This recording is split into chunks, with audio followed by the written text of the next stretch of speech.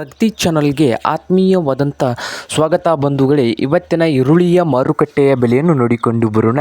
ಯಾವ ಮಾರ್ಕೆಟಲ್ಲಿ ಎಷ್ಟು ರೇಟ್ ಇದೆ ಅಂತ. ಇನ್ನೂ ಯಾರು ಹೊಸದಾಗಿ ನಮ್ಮ ಯೂಟ್ಯೂಬ್ ಚಾನಲ್ನ ನೋಡ್ತಾ ಇದ್ದರೆ ಸಬ್ಸ್ಕ್ರೈಬ್ ಆಗಿ. ನಾವು ಪ್ರತಿದಿನ ಮಾರುಕಟ್ಟೆಗಳ ಬೆಲೆಯನ್ನು ಅಪ್ಲೋಡ್ ಮಾಡ್ತಾ ಇರ್ತೇವೆ ರೈತರೇ. ಚಾನಲನ್ನು ಈಗಲೇ ಸಬ್ಸ್ಕ್ರೈಬ್ ಆಗಿ. ಇಂದಿನ ಈರುಳ್ಳಿಯ ಮಾರುಕಟ್ಟೆಯ ಬೆಲೆಯನ್ನು ನೋಡಿಕೊಂಡು ಬರೋಣ ಬನ್ನಿ ರೈತರೇ. ಮೊದಲೇ ಮಾರುಕಟ್ಟೆ ಬಂದು ಅಹಮದ್ನಗರ್ ಮಾರುಕಟ್ಟೆಯಲ್ಲಿ ನೋಡೋದಾದರೆ 1 ಕ್ವಿಂಟಲ್ ಈರುಳ್ಳಿಯ ಬೆಲೆ ಅಹಮದ್ನಗರದಲ್ಲಿ 800 ರೂಪಾಯಿ ಕನಿಷ್ಠ ಬೆಲೆ ಆಗಿದೆ. ಗರಿಷ್ಠ ಬೆಲೆ ಬಂದು 1800 ರೂಪಾಯಿ ಅಹಮದ್ನಗರ್ನಲ್ಲಿ ಲಾಸ್ಟ್ ಪ್ರೈಸು ಆಗಿದೆ 1 ಕ್ವಿಂಟಲ್ಗೆ.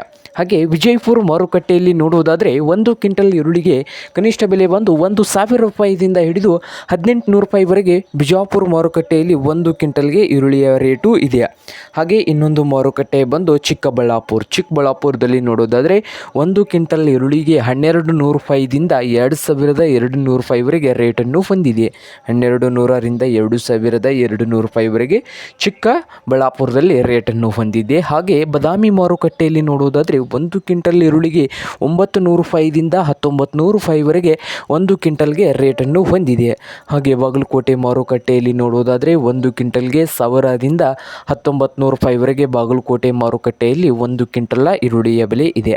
ಹುಬ್ಳಿಯಲ್ಲಿ ರೇಟು ಹೆಚ್ಚಿದೆ ನೋಡಿ ಅಂದಂಗೆ.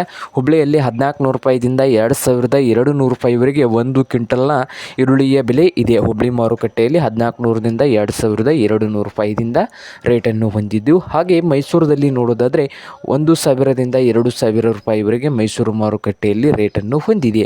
ಹಾಗೆ ಇನ್ನೊಂದು ಮಾರುಕಟ್ಟೆ ಬಂದು ರಾಯಚೂರಲ್ಲಿ ನೋಡೋದಾದರೆ 1200 ರೂಪಾಯಿದಿಂದ 2000 ರೂಪಾಯಿವರೆಗೆ 1 ಕ್ವಿಂಟಲ್ ಈರುಳ್ಳಿಯ ರೇಟನ್ನು ಹೊಂದಿದೆ.